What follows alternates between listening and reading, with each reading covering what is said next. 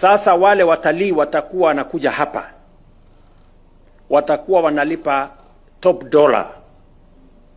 Hapa hakutakuwa tena na mchezo. Wale watalii watakuja hapa, wazungu nani, kila mtu. Sasa watalipa pesa zaidi, ndio tupate pesa ya kugawana na wananchi,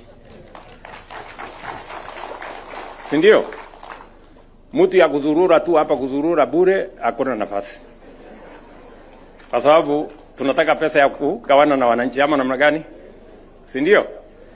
So jambo letu la kwanza ni kuhakikisha kwamba hapa tayari nimepatiwa taarifa na KWS kwamba kutakuwa na hoteli 5 mpya ambazo zitajengwa mahali hapa. Hizo hoteli 5 mpya itakuwa ni ile hoteli ya high end.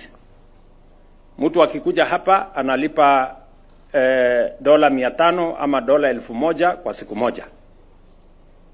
Mnaelewa hiyo? Hiyo ndio inalipwa. Hata kule Masai Mara hiyo ndio bei ya kulipwa. Nyinyi mnanielewa? Kwani unafikiri kuja kuona wanyama live ni kazi kidogo? Na mmeona ile nimesoma hapa maneno mingi, tumeweka sijui nini, askari 300, tumeweka redio ya kufanya nini, ndege, sijui nini, hiyo kazi yote mnafikiri ama namna gani? Ati alafu mtu tu akuja alale hapa na ondoke hivi hivi. Hiyo haiwezekani. Tunaelewana jameni? So tumekubaliana na watu wa KWS. Hapa hakutakuwa na hoteli ya kulipa 2000 sio 3000. Hakuna hoteli kama hiyo hapa. Hiyo hoteli tutaweka kule Voi. Wewe kae Voi huko. Hapa na gani bwana? Voi huko waende walale huko. Lakini hapa kulala hapa kwa mbuga mahali iko rhinoceros, tumeweka ua, iko maneno mzuri, unalipa vizuri. Ndio tuongeze mapato, ndio tuweze hiyo mapato iweze kufikia wananchi. Jambo la pili ambalo tutafanya vile vile ni kutengeneza mambo ya carbon credit. Mimi nataka chairman, sasa mupange na bodi yako. Tuko na Savo hapa, tuko na Savo East, tuko na Savo West, tuko mpaka na kule Galana Kulalu, itengenezwe iwe ni zone moja, tuweze kuuza carbon credit kutoka hapa, ndio pesa ipatikane nyingi, ndio pesa hiyo iweze kufikia wananchi wa Taita Taveta County na Kajiado. Kwa sababu tusipofanya hivyo, wananchi watazidi na kutuuliza mbuga ya wanyama ya pori inatufaidi kwa njia gani? Ni mnanielewa? Yes.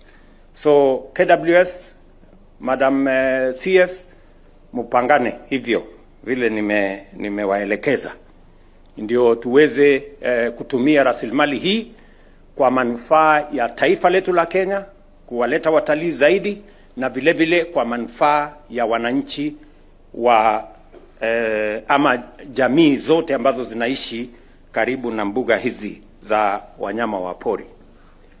Nakubaliana na viongozi wa hapa, wamesema ya kwamba ni vizuri tuwe na mambo ya kuhakikisha kwamba kuna maji ya kutosha, ndio tuweze kupunguza ile human wildlife conflict.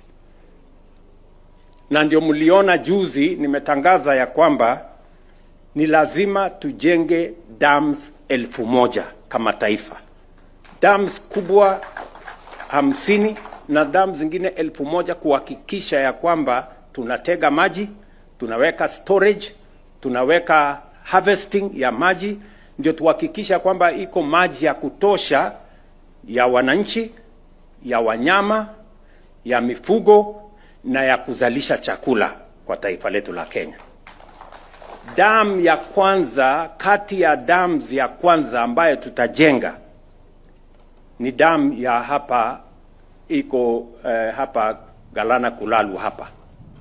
Hiyo ndio among the first dams to benefit from our new program, which by the way the National Infrastructure Fund will be ready this week. I know I announced to the people of Kenya that we are creating a National Infrastructure Fund where we are going to mobilize resources from the budget, from proceeds of privatization, from royalties, and use it to attract more money. In fact, 3, 4, 5, 6 times more from the private sector. That instrument of National Infrastructure Fund will be ready this week, and we will begin the journey to walk the talk of making sure that we transform this country.